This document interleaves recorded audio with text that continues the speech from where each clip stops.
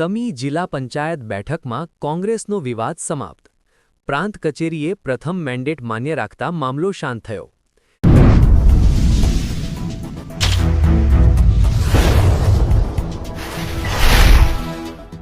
સમી જિલ્લા પંચાયત બેઠકને લઈને કોંગ્રેસમાં સર્જાયેલ ગૂંચવણનો અંત આવ્યો છે, જ્યાં એક જ પક્ષ દ્વારા બે ઉમેદવારોના ફોર્મ અને મેન્ડેટ રજૂ થતા પરિસ્થિતિ તંગ બની હતી.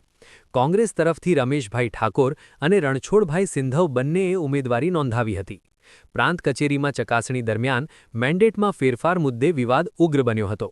બંને પક્ષના સમર્થકો મોટી સંખ્યામાં કચેરી ખાતે ઉમટતા વાતાવરણ ગરમાયું હતું.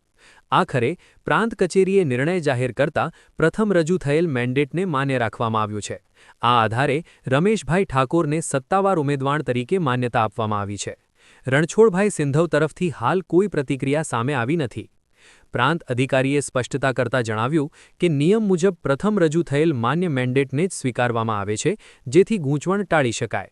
ઘટનાક્રમ દરમિયાન કોઈ અનિચ્છનીય બનાવ ન બને તે માટે સમી પોલીસ ખડે પગે તૈનાત રહી હતી અને કાયદો વ્યવસ્થા જાળવી રાખવામાં સફળ રહી હતી. હાલ પરિસ્થિતિ સંપૂર્ણ શાંત છે અને કોંગ્રેસમાં સર્જાયેલ આંતરિક વિવાદ પણ સમાપ્ત થયો છે, જેના કારણે રાજકીય ગરમાવો હવે ઓસર્યો છે. અહેવાલ અનિલ રામાનુજ, લોકાર્પણ.